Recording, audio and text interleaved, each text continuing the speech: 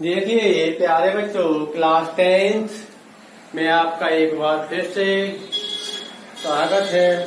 आज आपको इसमें कराएंगे 8D के सवाल नंबर, दूसरा आपका सरल है तो सवाल नंबर तीसरा कराएंगे आपको। क्या कराएंगे? सवाल नंबर तीसरा हमारा क्या कहता है? तीसरा कहता है sine square 63 plus sine square 27 upon cos square 17 plus cos square 67 नहीं 73 है। अब हमने सवाल ऐसे पिछली प्रश्नावली में भी आपको बताए थे। इसमें से क्या करना है, अंश में भी किसी एक में 90 का प्रयोग करना है और हर के अंदर भी किसी एक में 90 का प्रयोग करना है। तो चलिए आपको ले चलते हैं, किसी एक में 90 का प्रयोग करते हैं। ठीक है, चलिए।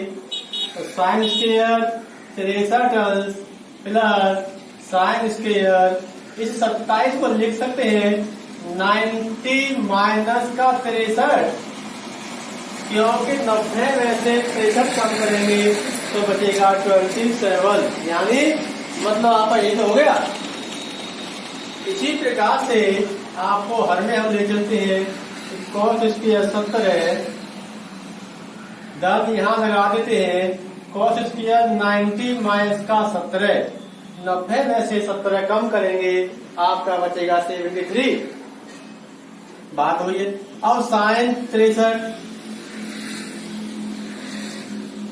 Sign 90 minus theta cos theta, तो हो जाएगा आपका कॉस स्क्वायर 63 बटे cos 17, cos 90 minus theta sine square theta, तो साइन स्क्वायर 17।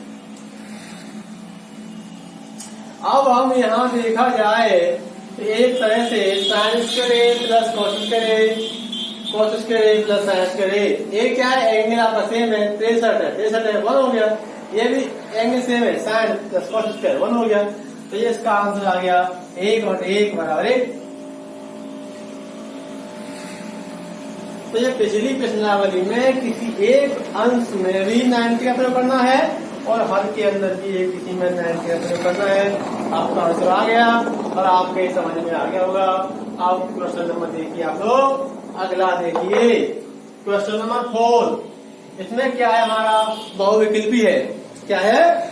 बहुविकल्पी। लेकिन बहुविकल्पी हम तभी कर पाएंगे जब इनका आंसर दे पाएंगे। पहला पार्ट, पहला है 9 सेक स्क्वायर, ए माइनस का 9 10 स्क्वायर। अब आप देख सकते हैं इसमें 9 कौन है, तो क्या बचेगा? सेक स्क्वायर ए माइनस का 10 स्क्वायर। और प्यारे बच्चों, ये होता है मेरा 1 के बराबर सेक स्क्वायर थीटा माइनस का 10 थीटा बराबर 1 इंटू 1 कर देंगे तो आपका आंसर आएगा 9। तो आपका 9 जो विकल्प है वो सही होगा।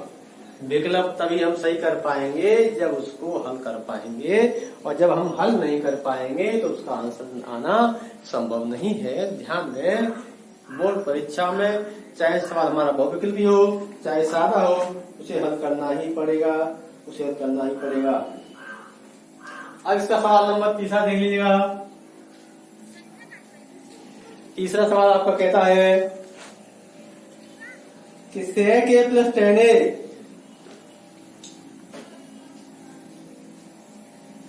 सेक ए प्लस 10a और दूसरे ब्रैकेट में दिया गया है 1 माइनस साइन ए। ये किसके बराबर है?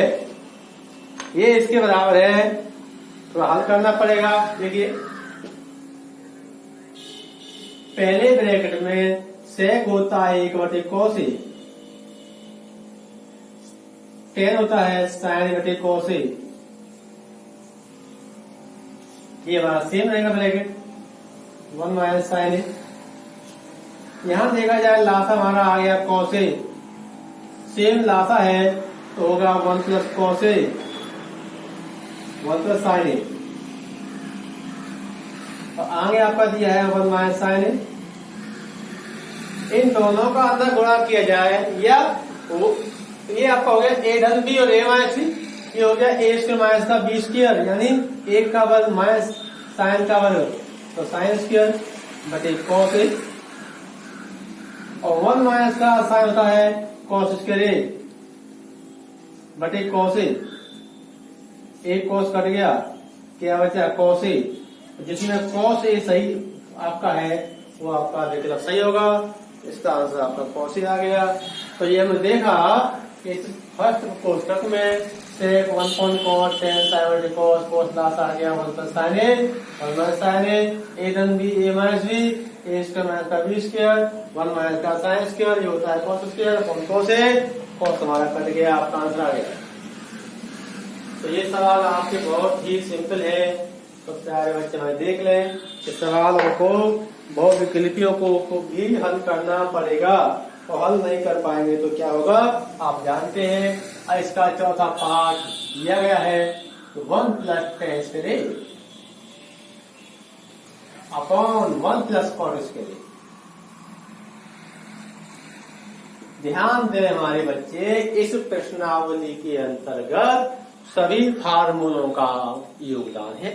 जो बच्चे हमारे फार्मूले याद कर लेंगे वो सवाल आराम से लगा सकते हैं, और जिन्हें फार्मूले ही नहीं याद है उनका करना आसान नहीं है। जैसे एक सूत्र होता है हमारा sec square minus tan square 1 होता है, तो ये हमारा सूत्र होता है 1 प्लस tan स्क्वायर, ये होता है सेक स्क्वायर के बराबर। 1 प्लस cot स्क्वायर ये होता है कोसेक स्क्वायर ए के बराबर, ठीक है। और सेक होता है 1 बटे कॉस स्क्वायर, कोसेक होता है 1 अपॉन साइन स्क्वायर, ये चला जाएगा ऊपर आपका, तो साइन स्क्वायर ए बटे कॉस स्क्वायर ए, साइन बटे कॉस tan स्क्वायर ए, तो यही आपका आंसर है। जिस आंसर में tan स्क्वायर है वही आपका क्लियर है। तो हम बहुविकल्पी भी तभी सही कर सकते हैं जब उसका तोड़ आता है, जब उसके फार्मूले हम जानते हैं तभी सवाल लगा सकते हैं। जब सूत्र हम नहीं जानते हैं तो सवाल लगाना इतना आसान नहीं है। तो सब बच्चे मैं देख लें, चौथे की part first to third fourth करें। पांचवे पार्ट क्वेश्चन में आपके बहुत सारे क्वेश्चन हैं, उसमें से सवाल आपका बोर्ड परीक्षा में बच जाता है। तो आज के लिए इतना ही, कल कराएंगे आपको, इसे रेडी करें, तैयार करें। धन्यवाद।